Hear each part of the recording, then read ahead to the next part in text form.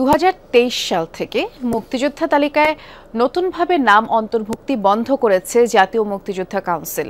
ফলে আগের তালিকায় বাদ পড়া আসল মুক্তিযোদ্ধা আর নতুনভাবে তালিকাভুক্ত হতে চাওয়া মুক্তিযোদ্ধা এবং তাদের পরিবার বিপাকে পড়েছে। মুক্তিযোদ্ধা ও সাংস্কৃতিক ব্যক্তিত্ব নাসির উদ্দিন ইউসুফ বাচ্চু বলছেন, একজন বীর সেনানীকেও তালিকার বাইরে রাখা ঠিক হবে না। তবে মুক্তিযুদ্ধ বিষয়ক মন্ত্রী আকমা মোজাম্মেল হক সাফ জানিয়েছেন, তালিকায় নতুনভাবে নাম লেখানোর আর সুযোগ নেই। ওয়ালটন ফ্রিজ কিনে অনেকের মতো আপনিও হয়ে যেতে পারেন মিলেনিয়াল। সেরা পণ্যের সেরা অফার। কিশোরগঞ্জের আব্দুস সালাম রিকশা চালিয়ে জীবন ধারণ করেন। ছিলেন দেশের মুক্তি সংগ্রামের যোদ্ধা, কিন্তু নানা কারণে মুক্তিযোদ্ধা তালিকায় নাম ওঠাতে পারেননি।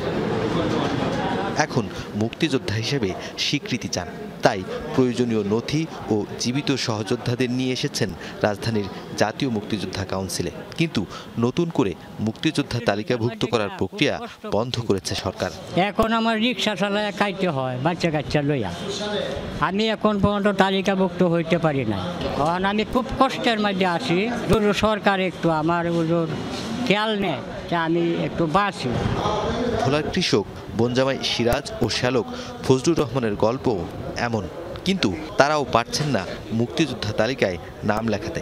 কুমিল্লার প্রয়াত মুক্তিযোদ্ধা হাসান শহীদ বাবুলকে মুক্তিযোদ্ধার তালিকা থেকে বাদ দেওয়া হয়। তার পরিবারও চেষ্টা করছেন, তালিকাভুক্ত হতে পারছেন না। সন্তান হিসেবে আমার একটাই দাবি, আমার বাবার যেন মুক্তিযোদ্ধা হিসেবে স্বীকৃতি পান। উনি কেন স্বীকৃতি পাবে না? আমাদের সমস্ত ডকুমেন্ট থাকার পরেও এইটুকু আমার দাবি, শুধু স্বীকৃতি না, ওনার আত্মার শান্তির জন্য। উনি ধুকে ধুকে ক্যান্সার রোগে আক্রান্ত হয়ে মারা গেছে, শুধু এই মনে কষ্ট পেয়ে যে উনি মুক্তিযোদ্ধার স্বীকৃতি পায়নি।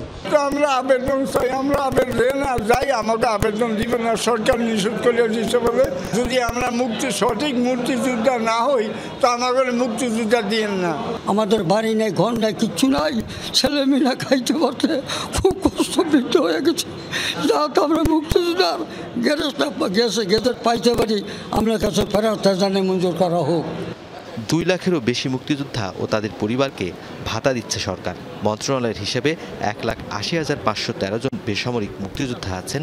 স্বাধীনতার 53 বছরে এসেও মুক্তিযোদ্ধাদের কেউ কেউ রয়ে গেছেন তালিকার বাইরে। সবাইকে সুযোগ দেওয়া হোক এবং একটা আহ্বান জানানো হোক, 1 বছরের সময় দিয়ে, যেই সময়সীমার মধ্যে আপনারা আবেদন করুন। আমার নিজের যে কোম্পানি ঢাকা উত্তর মুক্তি বাহিনী, ঢাকা শহর এবং সাভার, ধামরাই, কেরানীগঞ্জের অঞ্চলের, এখানে যারা আছে তাদের মধ্যে অনেকে বাদ পড়েছে।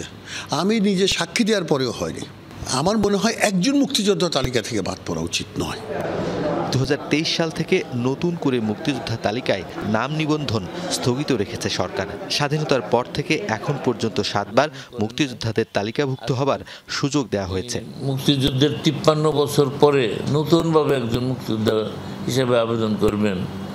এখন সেই সুযোগ সঠিক হোক আর ব্যাটিক হোক, যদি সত্যিকার হয়েও থাকে তার ক্ষেত্রে আর আবেদন করার সুযোগ নেই, যেহেতু সে গত 53 বছরে এই সুযোগ গ্রহণ করেনি। সরকার বিবেচনা করবে কিনা বলতে পারে, মাননীয় প্রধানমন্ত্রীর বরাবর আবেদন করতে পারে। তবে আমার ব্যক্তিগত আমি মনে করি না যে 50 বছর পরে আরও সুযোগ দেওয়া উচিত। তালিকা থেকে বাদ পড়া মুক্তিযোদ্ধা ও তাদের পরিবার জাতীয় মুক্তিযোদ্ধা কাউন্সিলে আপিল করেছেন। তাদের আবেদনের উপর শুনানিও হচ্ছে। তবে তালিকায় নাম লেখাতে ইচ্ছুক কিন্তু পারছেন না। তাদের জন্য করণীয় উচ্চ আদালতে মামলা করা। উচ্চ আদালত আদেশ দিলে তালিকাভুক্ত হতে বাধা থাকবে না। নুনবী সরকার, যমুনা নিউজ, ঢাকা।